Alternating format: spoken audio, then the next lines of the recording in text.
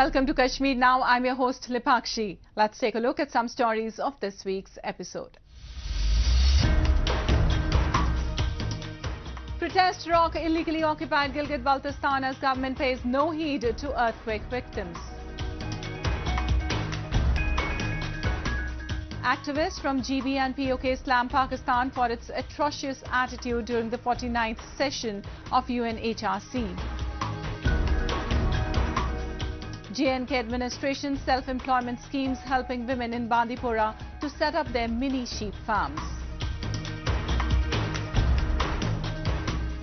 To give boost to agriculture production, latest machinery and equipments distributed among farmers in Kathua. And later in a section of Incredible India, we'll take you to soak in the festivities of Goa's Shigmo Festival.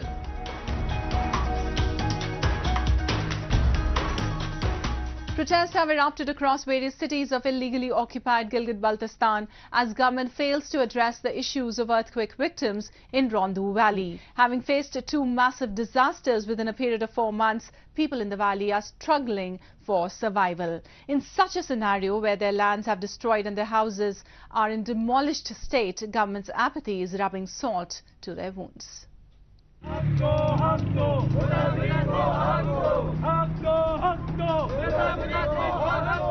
People across illegally occupied Gilgit-Baltistan have come out on roads to protest against government's inaction in facilitating the earthquake victims in Rondu Valley. Once hit by a massive earthquake a few weeks back in December, the valley was struck again by similar disaster on March 16th. More than 200 houses were destroyed and numerous people were injured. Apart from this, the Skardu-Gilgit road that connects Rondu to the rest of the region got blocked due to landslides. Several irrigation channels also got destroyed that came up as a huge blow to the locals who are mostly associated with agriculture for their livelihood. While denouncing the government for its apathetic attitude at a press conference, a local leader said that even after repeated pleas, government hasn't addressed their issues yet.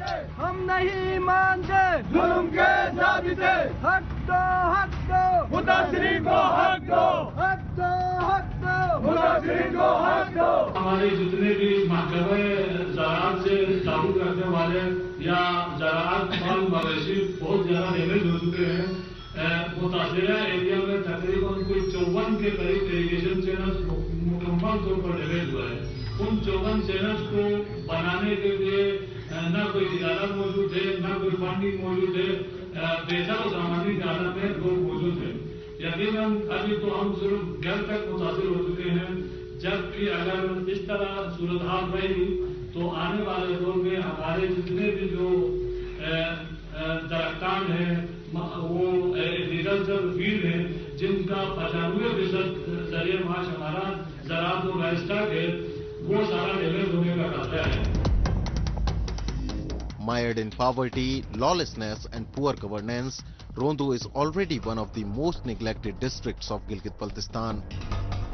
It doesn't even have proper healthcare facilities to assist the injured, and with these two consecutive natural disasters, things have just turned worse. Locals say the authorities have visited them a number of times but have not taken any action, thereby putting lives of thousands of people in peril.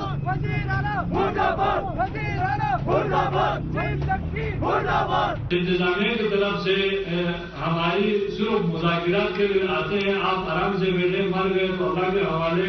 इसके अलावा इंतजामिया की तरफ से कोई सुनवाई नहीं हुई।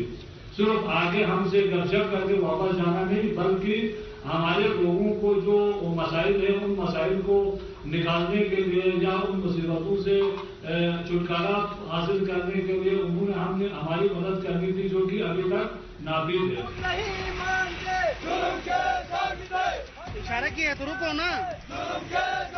The people of Gilgit-Baltistan have always been at the receiving end due to the lackadaisical attitude of the government, which the locals say has deliberately ignored their issues. Even during the natural disasters, the authorities have shown inability in providing immediate help and restoring normalcy to the affected areas.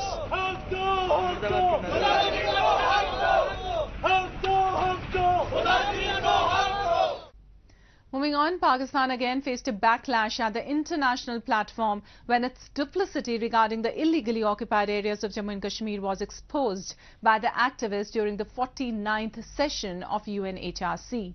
Highlighting the sufferings that the people of these regions have been going through for the last 7 decades, activists urged the Council to take serious note of violations committed by Pakistan.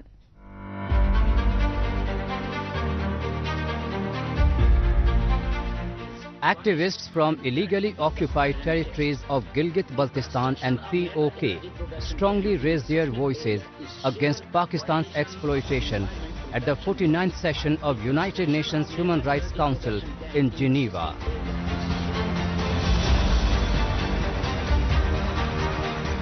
They went on telling the Council how Islamabad has kept them devoid of all their rights and is plundering their natural resources with not even a penny being spent on their development.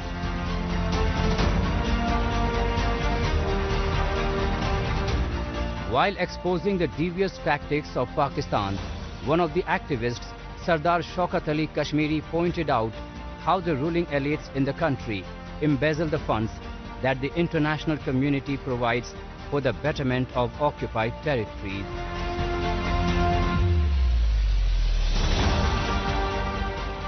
The people of both the regions under Pakistan's so-called Azad Jammu and Kashmir and Gilgit-Baltistan have been deprived of their fundamental constitutional, political, democratic, cultural, educational rights, and including right to development, as Islamabad is receiving huge financial support from the international community in the name of the poverty alleviations and providing primary education to millions of children currently out of the school. But those funds has been embezzled by the ruling elites. There is no accountability and transparency in the use of those funds. Islamabad has violated its promises, commitment, and obligation, not only in the region, but with the international community by not complying with the stipulations of the truce agreement. The people of all shades and opinion in Gilgit-Baltistan have unanimously rejected so-called proposals of the government of Pakistan to annex Gilgit-Baltistan as its 5th interim province.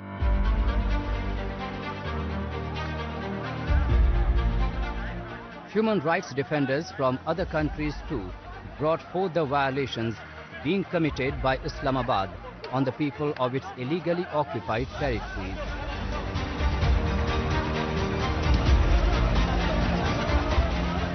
While highlighting the sufferings of Gilgit-Baltistan and POK people, an acclaimed Texas journalist, Gary Cartwright, said, "It is the responsibility of all the member states of United Nations to protect their rights."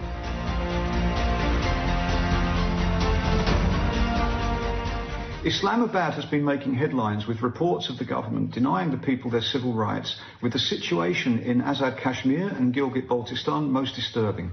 Both are historically part of the state of Jammu and Kashmir, and Pakistan has no locus standi on these areas whatsoever.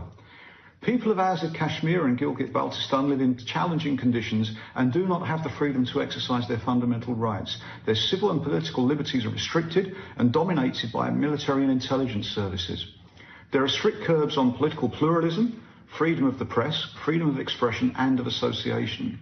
The responsibility to protect is mandatory to all member states of the United Nations, giving the individual states an obligation to protect human rights within their jurisdictions.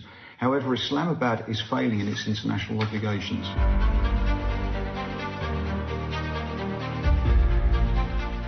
Due to poor representation, little access to the courts of law, compounded with state suppressive policies, people of Gilgit-Baltistan and POK have been denied justice for more than 7 decades.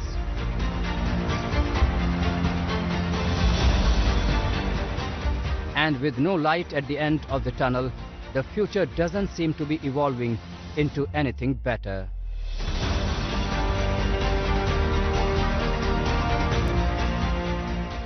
And next we move on to Jammu and Kashmir, where the self-employment schemes of the administration are revolutionizing the lives of many people in the Union Territory, especially that of women folk. They're not just becoming self-reliant but are generating employment as well. There are many sectors in which they are exploring their potential animal and sheep husbandry being one among them. So today, let's take you to Bandipora, where women are setting up their own businesses by availing benefits from the sheep husbandry department.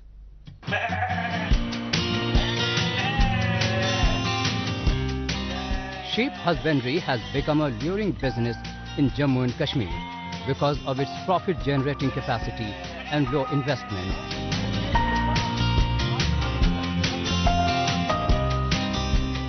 To attract more people to this sector, the concerned department has been constantly helping the beneficiaries with a number of welfare schemes.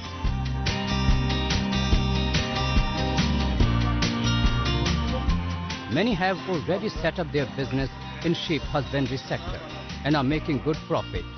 In Bandipora district, several women too have established their own mini sheep farms to become self-reliant.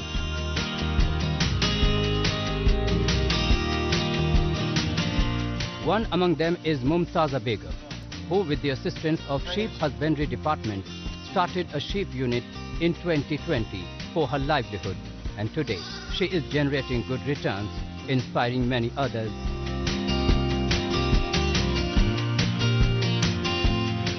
Specifically animal husbandry sheep husbandry sector में काफ़ी सारे beneficiaries हमारे जो सामने आए हैं और उनको डिपार्टमेंट के अलग अलग स्कीम से बेनिफिट्स मिले हैं। उनमें से एक हमारे इम्पॉर्टेंट बेनिफिशरी मुमताज़ा बेगम जी हैं, जिनको शीप हस्बेंड्री डिपार्टमेंट की तरफ से शीप फार्म इस्टेब्लिश करने के लिए मदद की गई।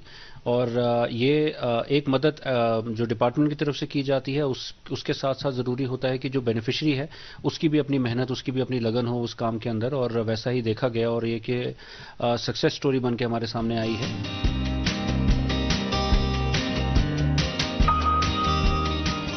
A resident of Bandipora's Shekhpal village, Mumtaza is a 33-year-old college dropout.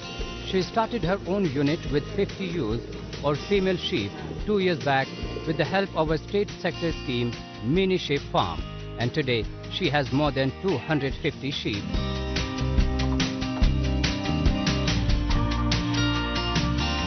Under this scheme, one can establish a unit of 50 crossbreed ewes or 2 breeding rams by availing a loan facility of 2 lakh rupees from the J&K Bank. Besides, a subsidy of 0.60 lakh is provided by the sheep husbandry department.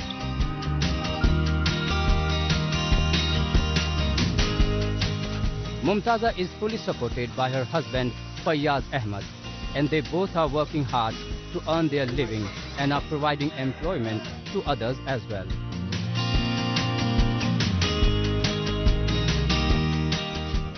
Sheep department ने भी मुझे एक unit दिया था, उससे भी मुझे बहुत मदद मिला। इसके साथ साथ मैं आगे बढ़ गई तो मुझे और शौक ज़्यादा बढ़ गए इससे। आज मैं बहुत खुश हूँ, अच्छी ज़िंदगी गुजर रही है। मैं बाकी यूथ से अपील करती हूँ कि वो भी देखिए ये जैसे मैंने ये शौक से किया था, वो भी ऐसे ही कोई ना कोई काम करे तो आगे बढ़े, अपनी ज़िंदगी अच्छी तरह गुजार सकेंगे। अब हमारे पास 3 आदमी भी काम कर रहे हैं, उनको हम 9-9 हज़ार रुपये दे रहे हैं महीने का, 27,000 उनको दे रहे हैं और अपना घर भी हमारा चल रहा है। बच्चे भी पढ़ाई कर रहे हैं। अब हम यही कहना चाहेंगे कि जो पढ़े लिखे लोग हैं उनको नौकरी की तरफ ज़्यादा नहीं देखना चाहिए। अगर खुद वो अपना बिजनेस चालू करेंगे सबसे बेहतर वही रहेगा उनके लिए।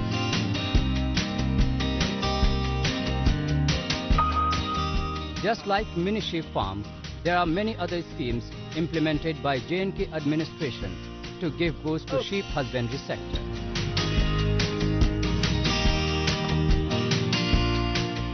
One among them is the Integrated Sheep Development Scheme that was launched in 2020 to supplement and complement the existing and the new schemes of the Union Territory, as well as the center that promote animal husbandry.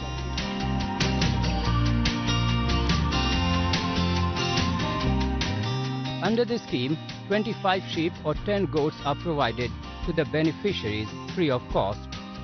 And then from the 3rd year of establishment, the sheep husbandry department retrieves 5 or 2 female sheep or female goats from each beneficiary for the next 5 years till the livestock is fully retrieved.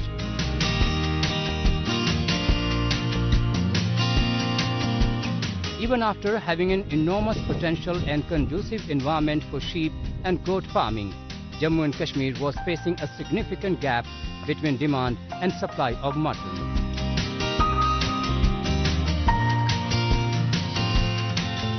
But with the introduction of various sheep husbandry schemes, not just the mutton production has increased, but the breeders too are getting superior quality breeds that produce enough wool and mutton.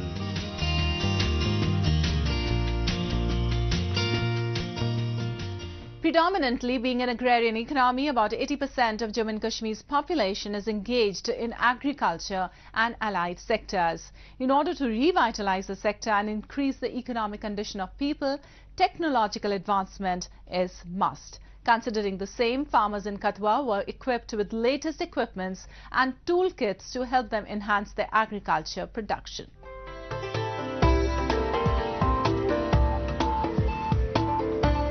The over-independence of Jammu and Kashmir on agriculture is clear from the fact that the sector contributes 65% to the state's revenue.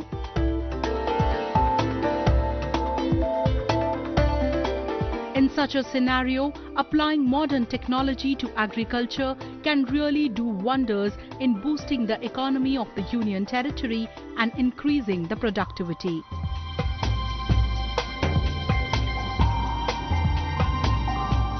The authorities in the Union Territory are trying its level best to provide aid to farmers by equipping them with modern machinery and helping them increase their income.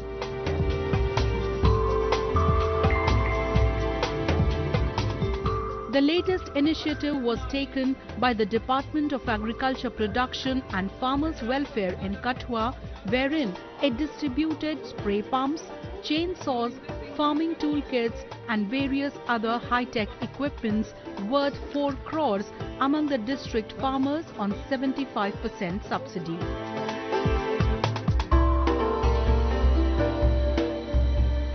The purchase was majorly made with Panchayati Raj Institution or PRI funds, though District and Block Development Council also contributed.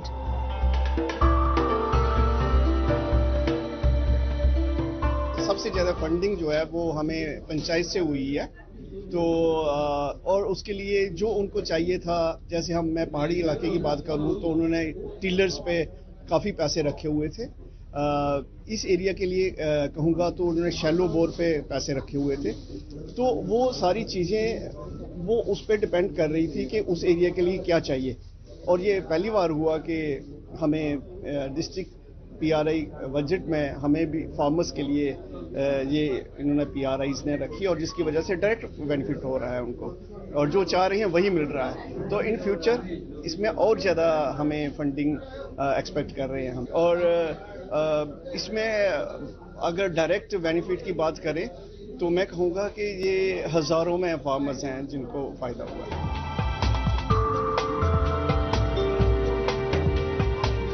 PowerPoint presentations were shown to farmers to aware them about the benefits of the given equipments during the event.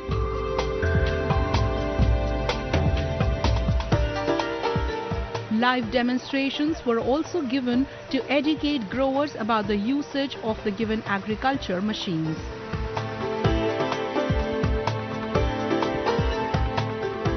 Along with it, a nursery was also set up inside the premises of Agriculture Department, where various organic saplings and vegetables were sold.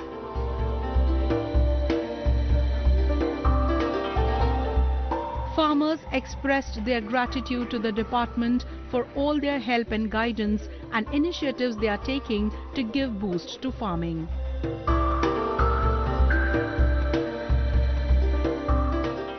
आज हमने अपने इधर department agriculture के office में आए और इधर देखा है कि एक दुकान खोली हुई है।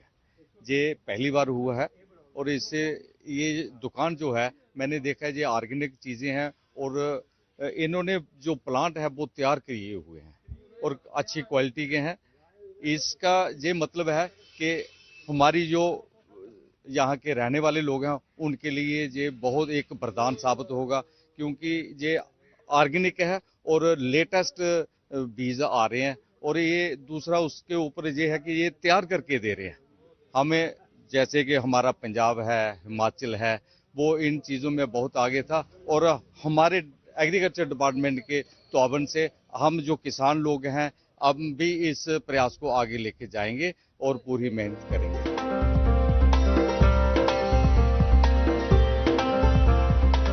The use of modern machines has revolutionized farming in present times.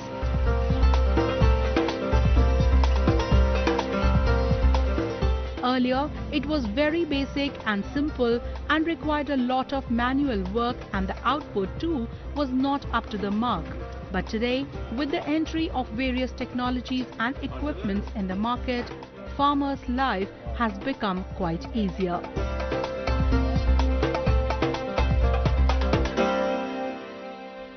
And next we move on to our section of Incredible India, where today we'll take you to Goa's biggest religious Hindu festival. Called as Shigmo or Shigmotsav, the festival spans over a fortnight with different days assigned for different modes of celebration.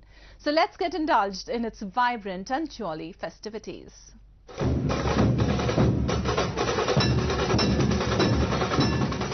Among the various colourful feasts and festivals celebrated across Goa, Shigmo is one of the most eagerly awaited events.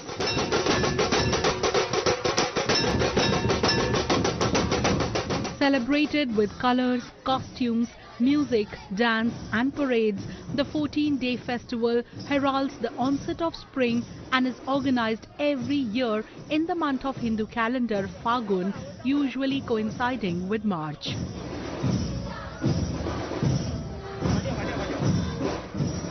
Traditionally, it was celebrated to honour the homecoming of the warriors who are said to have left to fight invaders at the end of the Shera and returned during Holi.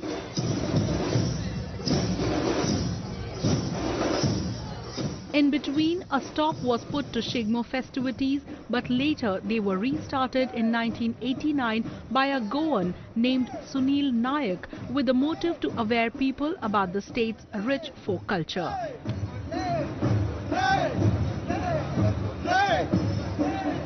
In 1989, when we started, we had a very lukewarm response. The people were not knowing. At that point of time, the whole idea which was there in my mind is to promote the art, folk art, the Sanskruti आम्ही जे म्हणतानी. I wanted to promote that. Why? Because there was a distorted image of Goa was presented not only India, all over the world. They never knew what is our paramparik Sanskrutik culture.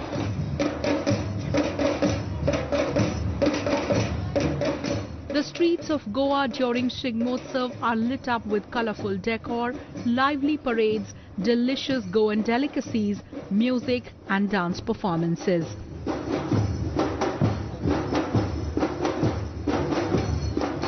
The parades give one and all a chance to take a glimpse at the life of a Goan, which is depicted in the elaborate folk performances by local men and women who dance tirelessly in huge processions along with the parade.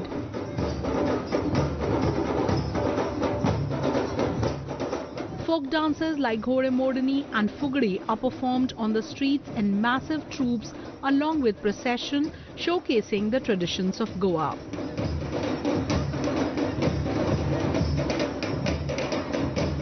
Besides, there are also fancy dress competitions where people, both young and old, dress up in various characters as per their choice, with some even conveying a powerful message.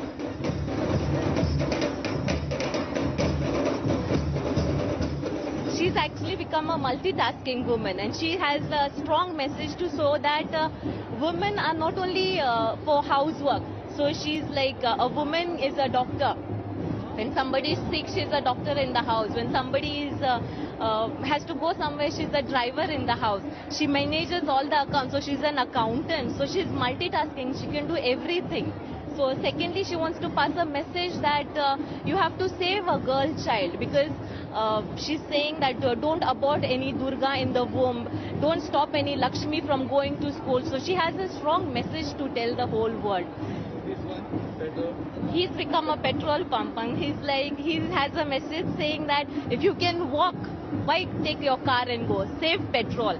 If you walk, you'll be doing exercise at the same time.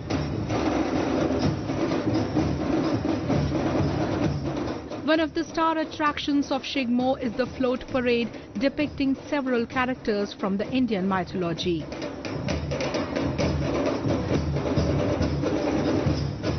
The most popular ones are Ravan from the Hindu epic Ramayana and Narkasur from Mahabharata.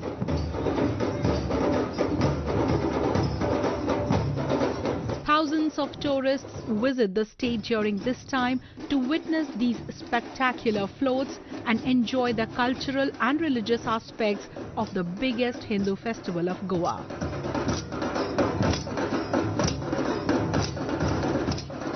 So 1989 today, I'm still going strong because it is my baby. It's in my heart. So I don't want to, because earlier we used to get this 50,000 1 lakh out of them. Many foreigners are there. Why do they come? People come with their children. Why? People participate. You know, the parents participate in this. See this fellow, his parents are there. That is the happiest moment because the youngsters, so young people, where the initiative taken by their parents, they know what our paramparik Sanskriti, what is our culture.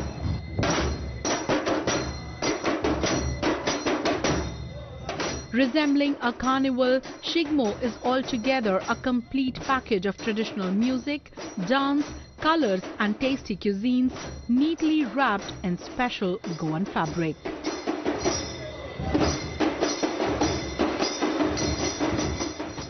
That's all we have for you in this week's episode. Till we see you next week, it's goodbye from the entire production team.